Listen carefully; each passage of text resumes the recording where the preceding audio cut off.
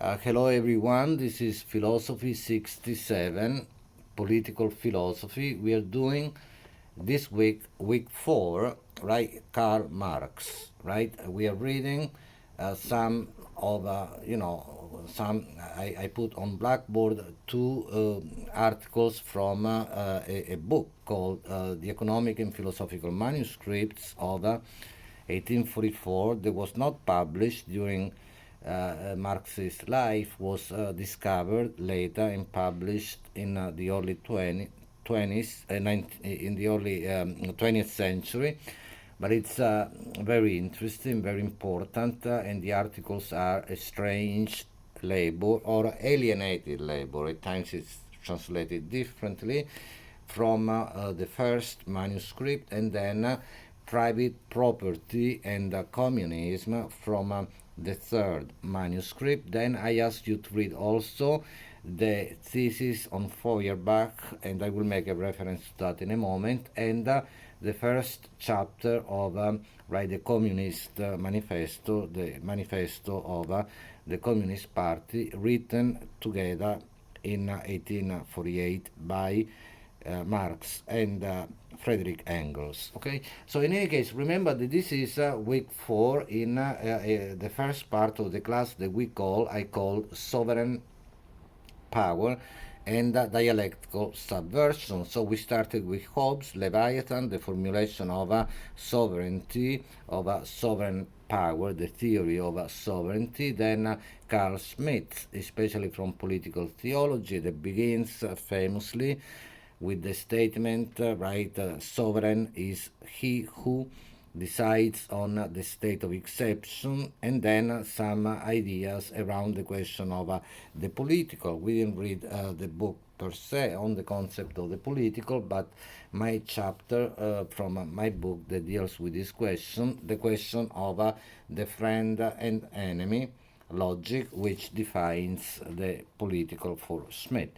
And then we did Hegel, right? I mean, we read a very short section from Phenomenology of Spirit, the section usually known as the master-slave dialectic, right? Last time I called that video, that lecture, fear, work, desire, work, and the fear of death, right?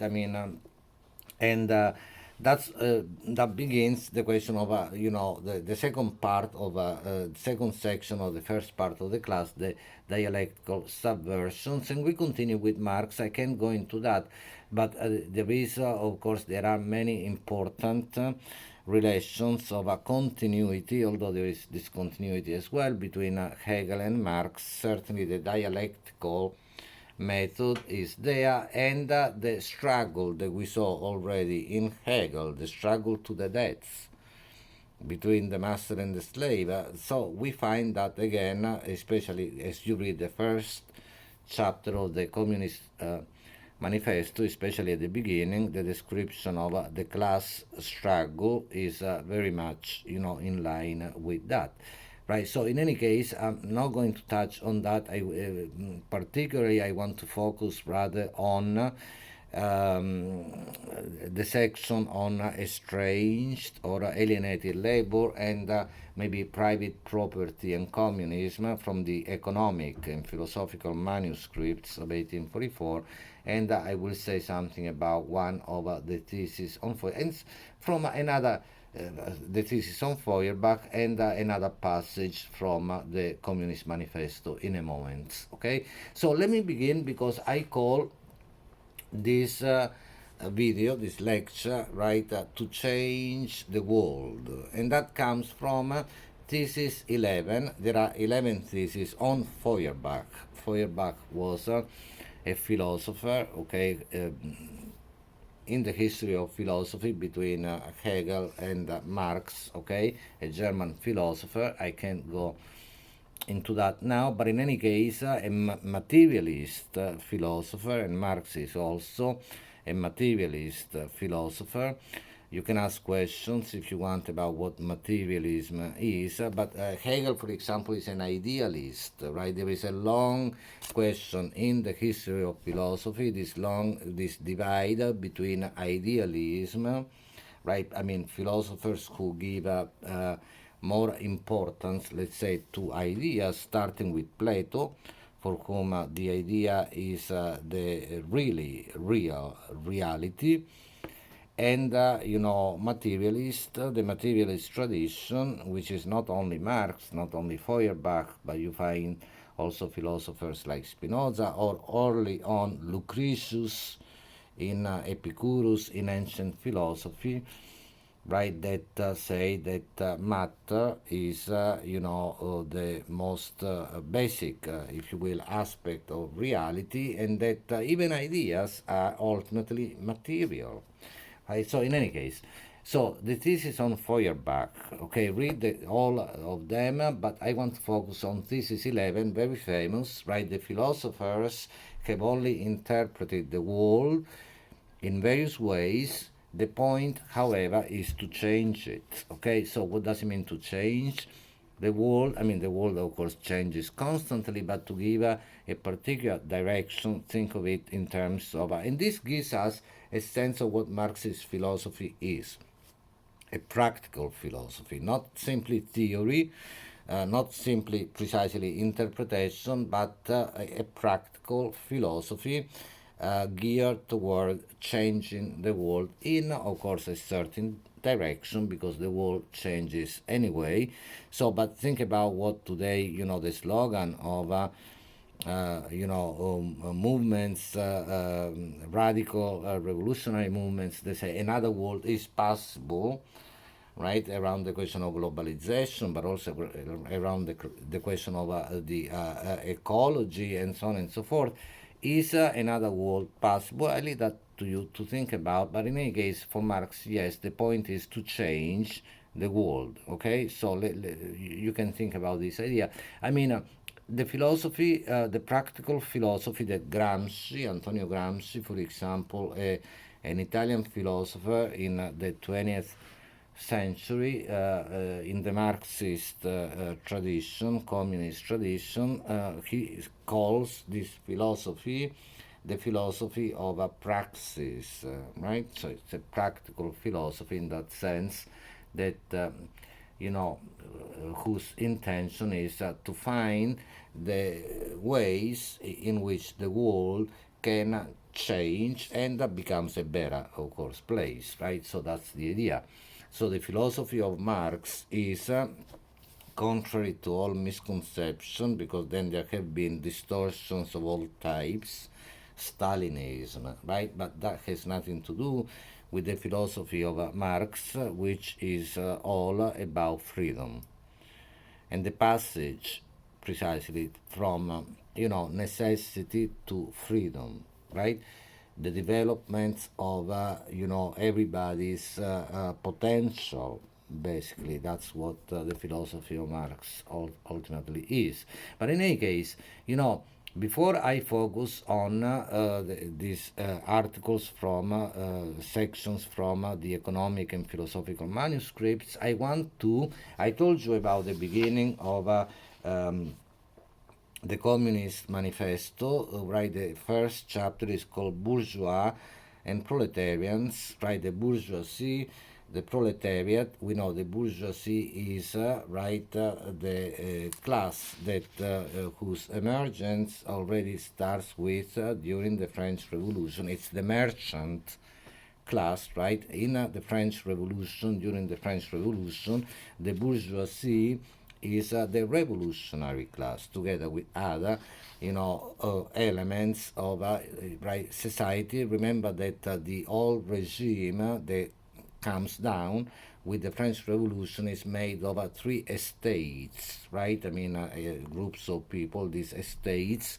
you have the nobility, the clergy, close to the king, of course, and then the third estate, in which everybody was then, grouped together, including the bourgeoisie, but also, all other people. But the difference is that the bourgeoisie was the class, the rising class with money, right, the merchant class, that then takes a very important role during the Industrial Revolution that begins mainly, right, in England. But there is a historian. His name is Eric Hobsbawm.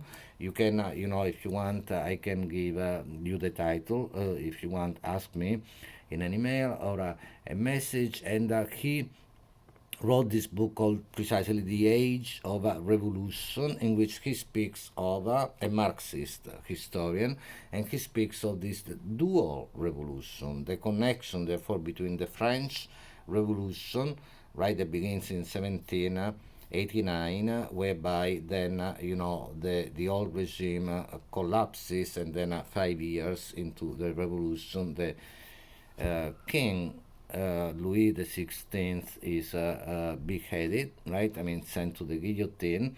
But in any case, so the end of a modality of a sovereign power, if you will, right? I mean, so in any case, there is a connection between that and then the Industrial Revolution. But the bourgeoisie then, from being the revolutionary class, becomes the dominant class, right? And then we have with the Industrial Revolution also the emergence of this new class, the new industrial working class, the proletariat, right? Where the word proletariat, whereas bourgeoisie is linked as the word itself to the city, right? I mean, there is this element of, think about, I don't know, cities like Edinburgh, St. Petersburg. Okay, so that's a word that has to do with the town, the idea of the town, the idea of the city, and that proletariat comes from prole in Latin, which is offspring, right? So the proletariat is the class that has no property whatsoever, no means of production, that has to rely for its livelihood on work, right? The only source of livelihood will be their hands and the hands of their children. Okay, so that's the proletariat that becomes the revolutionary class for Marx and Engels. So in any case, you have at the beginning of the chapter from the Communist Manifesto this very powerful and very famous, to an extent, description of precisely the class struggle that we already saw with Hegel, right? The dialectical subversion, remember the master and the slave, the dialectic between master and slave. That's the same dialectic that we have in Marx, right? I mean, there is continuity as well as discontinuity between Marx and Hegel, but in any case, that idea of the dialectical subversion is there. The struggle, the struggle to the death, the class struggle, as described by Marx and Engels in at the beginning of this chapter from the Communist Manifesto, is very much linked to what we saw last week in with Hegel, and the struggle between the master and the slave around work as well as around desire and so on.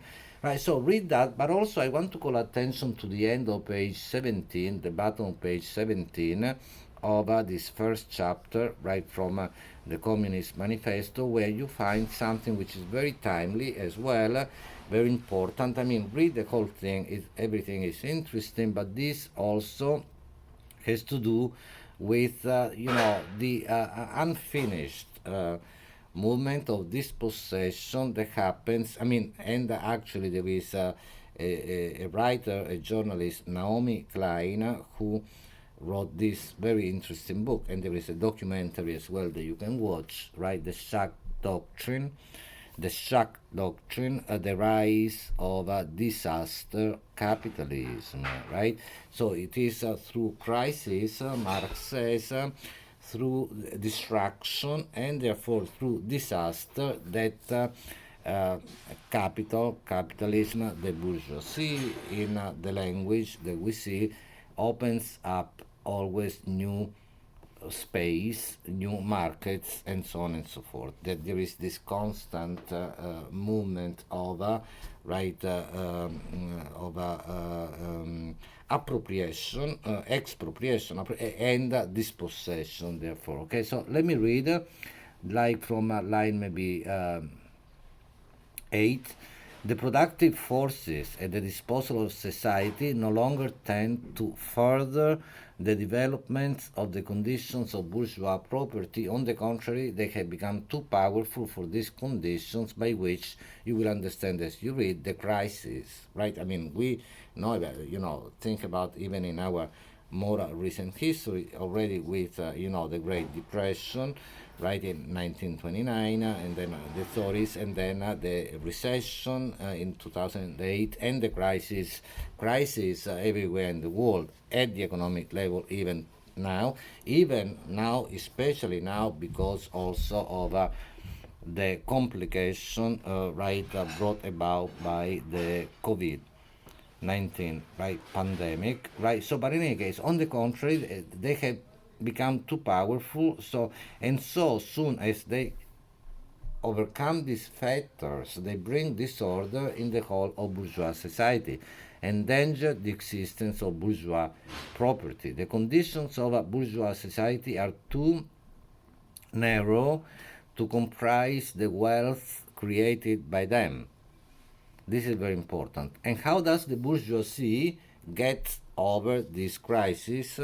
And this is what I want you to think about, because this is what happens every time, even today with the COVID crisis, right? There are ways in which, right, those who have a hold on economic and political power try to, and very often they succeed in converting the crisis in new ways forward, right? So, in any case, and how does the bourgeoisie get over this crisis? On the one hand, by enforced destruction of a mass of productive forces, disaster, right? I mean, you should watch the documentary, again, The Shock Doctrine, right, by Naomi Klein, or read the book, uh, The Rise of Disaster Capitalism. On the other, I continue the reading, by the conquest of new markets and by the more thorough exploitation of the old ones. Okay, so there is always a way to, create new and conquer new markets. Okay, that is to say, by paving the way for more extensive and more destructive crises, and by diminishing the means whereby crises are prevented. Think about these very important lines. I don't have much time, because then otherwise I'm cut off by, the video, by YouTube. So I want to go to strange labor. There are so many important things here that you can, that you should consider as well. First of all, the idea of what labor is when it is alienated, right? I mean, see, for example, sorry. So start from especially page 45, when you see the words, the line, we start from we start out from a present day economic facts, okay? And then I read a few lines, because we can't read everything together, but read these 10 pages, okay, on a strange labor, and then also the pages on private property and communism. Okay, I read a few lines. The worker becomes poorer. This is from page 45. The more wealth she produces, the more her production increases in power and extent. The worker becomes an even cheaper commodity the more commodity they, let's say, produce. The devaluation of the human world grows in direct proportion to the increase in value of the world of things. So, labor, and this is very important, labor not only produces commodities. This is something which is then developed by, elaborated on in very important ways by Marx in other works, like Capital. The labor is what produces commodities, right? A commodity is something that can be anything that can be bought and sold. Okay, we are not going to that, but it has the commodity has this twofold structure of value, use value, you can use it, and exchange value. You can buy and sell it, and the exchange value is also the source of, we are not getting into that this semester, surplus value, which is then the basis for a profit, which is always there, must be there for the capitalist system to operate. Okay, so in any case, the commodity labor is what produces commodities, but labor, again, labor not only produces commodities, and this is very important, it also produces itself and the worker as a commodity, and it does so, and so on and so forth. Okay, so think about this idea. Labor produces and we'll go back to this when we do other sections of the class, like the question of so-called women's work next week, and then also later on with biopolitics and the question of debt and so on. But this is very important, right? The labor produces itself as a commodity, because labor, work, the capacity to work is what the proletariat can sell, right? I mean, so the worker is going to precisely, the worker who has no property, no means of production, no other source of livelihood, is going to sell precisely their capacity to work. Okay, and that's so in order to sell it, you have to produce it, because when you work, then at the end of the working day, you are tired, you have to reproduce this capacity to work, this labor power, to sell it again, you have to replenish it, and that's work also. Okay, so that's what I want you to think about. Work that, as today many people say, never ends. Okay, so but there is so much here that you can for example, let me read this wonderful section, which is actually set in italics for you, about the alienation, the estrangement. The more, this is from the middle of page 46, the more the worker produces, the less she has to consume. The more value they create, let me use the plural pronoun, the more worthless they become. The more their product is shaped, the more misshapen the workers. And this is interesting because it goes back to the idea that we saw in Hegel last time, that the slave, the worker, the bondsman, by working, shapes the thing which is then going to be enjoyed by the master, right? By the Lord, who doesn't work, is shaped by the worker. But the shaping of the thing also means the misshaping of the worker. Think about this, very interesting stuff. Okay, and then read the other lines as well. This is almost repeated in the same, almost same way, just a few lines before, but below. And so it is also the question of appropriation. But let me read this one as well. Okay. It is true, just 2 lines below, it is true that labor, right, and I had to rush now because I don't have much time, to be very quick, the labor produces marvels for the rich, but it produces privation for the worker. It produces palaces, but hovels for the worker. It produces beauty, but deformity for the worker.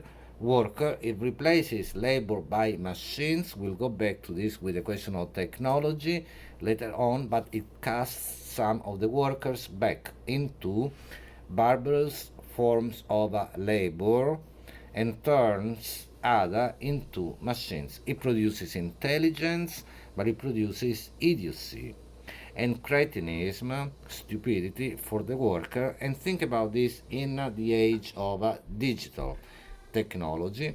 right? We'll go back to that when we speak about technology and digital technology as well.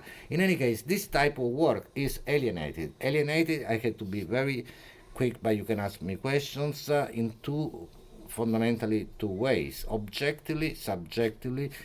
Objectively, because by working, when I work, I put something which is in me, I put it into the object that I make, right? I mean, this book, for example, any object whatsoever which is human made contains also, work, right? I mean, what is work? Expenditure, Marx will say, of physical, mental, and emotional energy, time. My time is now in the thing. It is included, incorporated, embodied, congealed in the thing. But the thing does not belong to me. It is taken away from me because I am given back a wage in return. Okay? So what was in me is now outside me, hostile, like an enemy, Marx will say.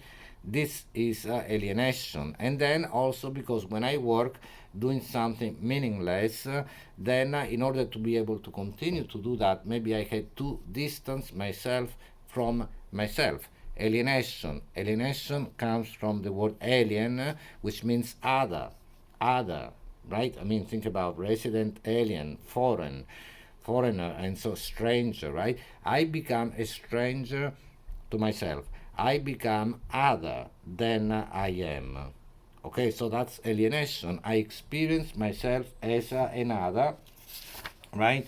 So in that, Marx says that, right? So you will find that as well in this, wonderful section. But so that's basically the idea of alienation. But I want to go quickly also, and sorry for the sketchy way, the fast way, but private property and communism is also, that you find in the third manuscript, very important.